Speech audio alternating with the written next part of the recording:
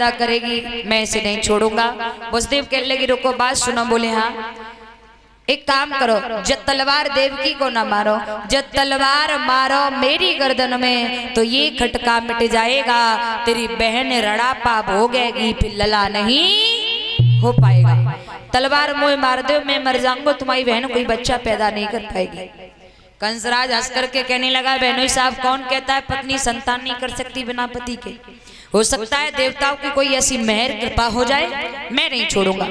वसुदेव बोले रुको मेरी बात सुनो। बोले हाँ तुम्हें देवकी की संतान से डर है ना? बोले हाँ मैं सूर्य को साक्षी कह रहा हूँ, गंगा मैया की सौगंध खा रहा हूँ, देवकी के गर्भ से जो भी बच्चा होएगा मैं तुम्हें देता जाऊंगा, तुम उसे मारते जाना।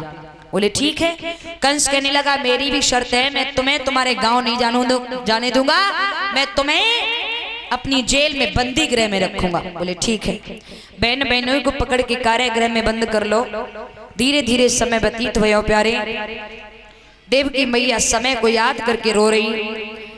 क्या हुआ? मैया का पहला प्रसव आया, पहले प्रसव में पहले बच्चे ने जन्म लिया। उस बच्चे को लेकर के वसुदेव कंस के पास आए, लेकिन कंस ने वो बच्चा छोड़ दिया। बोले बहनोई साहब बच्चा कितना सुंदर है, इसने मेरा क्या बिगाड़ा है? देवताओं ने कहा 8वां लाल मेरा काल है, लेकिन ये तो पहला है, इसे ले जाओ, बहुत सुंदर है। कंस के मुंह से निकल गया साले साहब, वो वसुदेव के मुंह से निकल गया साले साहब तुम्हें मेरी उम्र लग जाए, तुमने मेरा बच्चा छोड़ दिया।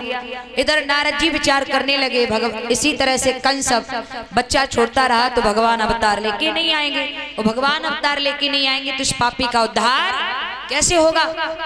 तो कंसराज की सभा में देवर्षि नारद पधारे, और जैसे ही नारद को आवाज देखो कंसराज ने प्रणाम किया। हो नारद धन्योक्षी वृक्ता नाम श्रोमणी, आइए आइए देवर्षि नारद आइए, हम आपको प्रणाम करते हैं। नारद के लगे क्या बात है, बड़े खुश लग रहे हो? बोले बहन से लाल आया बहुत सुंदर था, लौटा दिया मैंने। क्यों? क्योंकि देवताओं ने कहा था 8वां लाल मेरा काल है। नारद जी हंस के बोले लला तुम बड़े सीधे साधे हो, बोले बड़े भोले हो। बोले कैसे? बोले मेरे हाथ में क्या है? बोले पुष्प, इस पुष्प की प्रत्येक पंखुड़ी गिनो, 1 2 3 4 5 6 7 8। बोले महाराज इसमें तो 8 हैं। अब एक काम करिए, क्या जहाँ से 1 करके गिनाए उसे छोड़िए, जहाँ से 2 हुआ है वहां से 1 करके गिनिए, 1 2 3 4 5 6 7 8। अब भैया जहाँ 2 वहीं वहां से 1 करके गिनोगे तो क्या होएगा? 8वीं वाली पंक्ति 7वीं हो जाएगी और पहली वाली 8वीं हो जाएगी प्यारे। और तीसरे से गिनोगे तो दूसरी वाली 8वीं हो जाएगी, पहली वाली 7वीं हो जाएगी और 8वीं वाली 6वीं हो जाएगी। हो जाएगी या नहीं? हाँ, यानी नारद जी ने ऐसा पाड़ा पढ़वाया, ऐसी गिनती पढ़वाई कि पुष्प की प्रत्येक पंखुड़ी पहली, प्रत्येक दूसरी, प्रत्येक चौथी, प्रत्येक तीसरी, प्रत्येक 5वीं, प्रत्येक 6वीं होती जाए। कंसराज के लोगों महाराज जब बात समझ में नहीं आई। बोले समझ में नहीं आई बात जो है कि क्या मालूम कंसराज देवताओं ने देवकी के बच्चों की गिनती कहां से करी है?